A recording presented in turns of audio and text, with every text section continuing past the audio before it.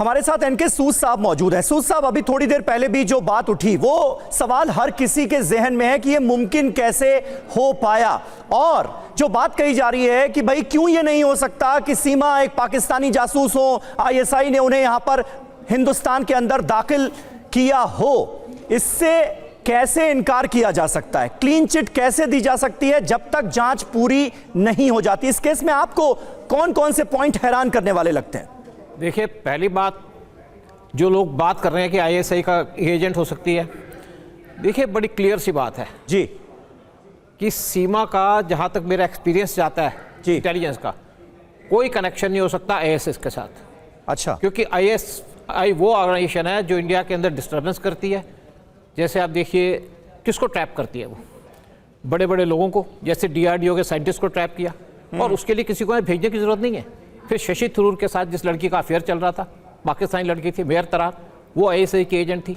देखिए, आईएसआई या कोई ऑर्गेनाइजेशन जो टारगेट करती है, ऐसे लोगों को टारगेट करती है जो इंपॉर्टेंट पोजीशन में बैठे हो, और जो सीमा का जो हस्बैंड है यहाँ पे इंडिया के अंदर, वो तो कोई किसी ऐसी चीज से कनेक्टेड नहीं है। फिर अब मैडम ने एक बात कही थी कि हमारी एजेंसीज क्या कर रही थी, ये नेपाल से आई। देखिए, बहुत से पाकिस्तानी वो पाकिस्तान से दुबई के रास्ते नेपाल आते हैं। इवन दाऊद के लोग आए हैं इंडिया के अंदर सरेंडर करने के लिए, आए तो नेपाल के रास्ते से आए या उसको लाया गया। सीमा अगर नेपाल के रास्ते पहुंची नेपाल के अंदर, वो उसके ऊपर मैं कुछ नहीं बात करूंगा, लेकिन वो नेपाल से इंडिया में कैसे आई?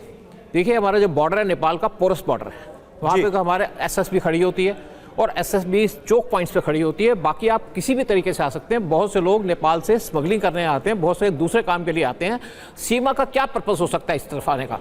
नेचुरली बात है, क्योंकि पाकिस्तान के अंदर जो नहीं, लेकिन सूद साहब, फिर तो ऐसे अगर होगा कि पाकिस्तान से कोई नेपाल आए और नेपाल से आसानी से हिंदुस्तान में दाखिल हो जाए, तो फिर तो ये बड़ा गंभीर मामला है। आप देखिए 2001 का जो पार्लियामेंट का अटैक हुआ था, वो लोग भी नेपाल के रास्ते से आए थे, ये तो टेररिस्ट थे।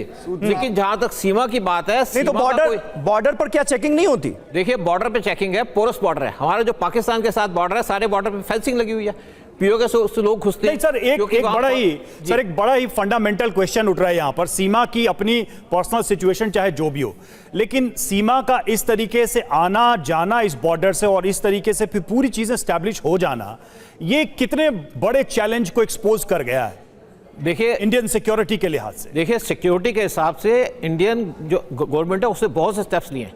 जैसे हमारा जितना भी बॉर्डर है पाकिस्तान के साथ, जो लगता है पंजाब और राजस्थान का सारा फेंसिंग की हुई है।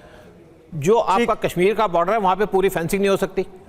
फिर हमारा जो इसके बांग्लादेश के साथ बॉर्डर लगता है, उसकी पूरी फेंसिंग। ठीक है सूद साहब, यानी ये एक चिंता का विषय तो है जो इस कहानी में निकलकर सामने आता है। अभिषेक राय साहब हमारे साथ मौजूद हैं, सीनियर एडवोकेट हैं। अभिषेक जी, लेकिन आमतौर पर हम देखते हैं कि किसी को जासूसी के शक में पकड़ा गया, सालों से तमाम लोग जेल में पड़े हुए हैं जो पाकिस्तान से हिंदुस्तान में दाखिल हो गए थे।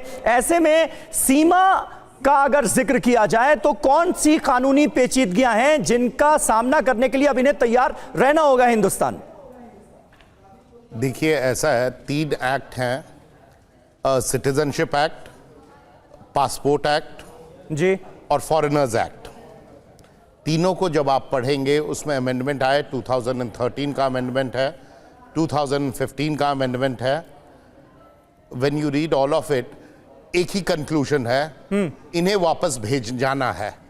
ये जासूस थी या नहीं थी, इन्होंने शादी की नहीं की, सारी की सारी चीजें बेमानी हैं। अच्छा, इन्हें एक्सपेल करना ही करना है। इंडिया सिग्नेटरी है नहीं रिफ्यूजी कन्वेंशन का, किसी को इनको रिफ्यूजी का दर्जा दिया नहीं जा सकता है। 2015 के अमेंडमेंट के बाद भी नहीं दिया जा सकता है। पास्ट में कुछ श्रीलंका से इलीगल इमिग्रेंट्स आए थे, और तिब्बत से जब आए थे तो इलीगल थे, लेकिन उन्हें रिफ्यूजी का स्टेटस गवर्नमेंट ने दिया था। नहीं अभिषेक जी, आप ये कह रहे हैं कि इन्हें डिपोर्ट करना ही होगा, हिंदुस्तान से पाकिस्तान जाना ही होगा, लेकिन सीमा कह रही है कि अगर वो पाकिस्तान जाती हैं तो उनकी हत्या हो सकती है, उन्हें मारा जा सकता है, इसलिए वो किसी भी हाल में पाकिस्तान नहीं जाएंगी। ऐसी स्थिति में क्या कोई बेनिफिट्स मिलते हैं?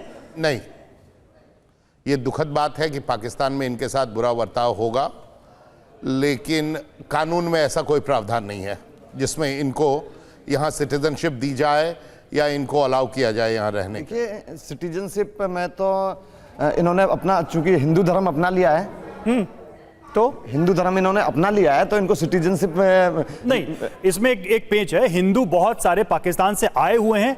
अभी भी आप देखें राजस्थान, जो हिंदू है, अपनाया भी नहीं, वो हिंदू ही थे पाकिस्तान में, उनको भी नागरिकता लेने में सालों लगे हैं और कई लोगों को अभी भी नहीं मिले। ये इस चीज के लिए प्रयास रहेगा कि इसको नागरिकता नहीं तो ये जो धर्म है ये नागरिकता में क्या मददगार साबित हो सकता है, मतलब इसको भी समझने की जरूरत। जो आप तर्क दे रहे हैं वो थोड़ा सा मुश्किल है समझना। अभिषेक जी, आप इसको कैसे देख रहे हैं? एक चीज और है, यहाँ सीमा अकेली नहीं है, उसके साथ 4 बच्चे हैं, ठीक है, उनका क्या होगा? बिल्कुल बिल्कुल, एक नहीं 5 लोगों की बात है, ठीक है।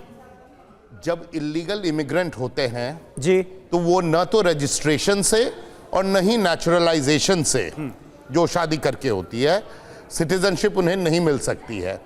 2015 में जो अमेंडमेंट आए वो अमेंडमेंट इसलिए थे कि जो माइनॉरिटी कम्युनिटी के लोग हैं ये 3 देशों में, अफगानिस्तान, बांग्लादेश और पाकिस्तान जी, और उन्हें रिलीजियस परसिक्यूशन फेस करना पड़ रहा है, तो उन्हें उनके लिए कुछ सर्टेन फैसिलिटीज क्रिएट की गई। नहीं, आप सीएए का जिक्र कर रहे हैं। सीएए के हिसाब से अगर देखा जाए तो फिर तो सीमा का पाकिस्तानी हिंदू होना जरूरी था ना, तब उन्हें यहां पर सिटीजनशिप दी जा सकती थी। लेकिन इनका केस थोड़ा सा अलग है। ये हिंदू वहां पर थी, वहां पर मुसलमान थी, यहां पर हिंदुस्तान आती हैं तो हिंदू हो जाती हैं सचिन से शादी करने के इरादे से। तो इस केस में क्या होगा? कुछ भी नहीं होगा। इन्हें कोई बेनिफिट नहीं दी जा सकती है, इन्हें एक्सपेल करना ही होगा। सीमा 2019 में से ही सचिन के टच में थी बतौर एफआईआर, जो पुलिस की एफआईआर है उसके थ्रू सीमा 2019 से है सचिन के संपर्क वो तो 2021 बता रही हैं। 2019 नहीं, वो 2021 बताती हैं। 2000 जैसा मुझे बताया, जिस दिन इसका रिमांड आया सीमा का कोर्ट में, उस दिन 2019, और सचिन ने बताया कि 2019 से पबजी वगैरह जो ऑनलाइन चलता है। ठीक है, तो सीमा ने, देखिए सर, बहुत सारे ऐसे सवाल हैं जिनके जवाब ढूंढने पड़ेंगे।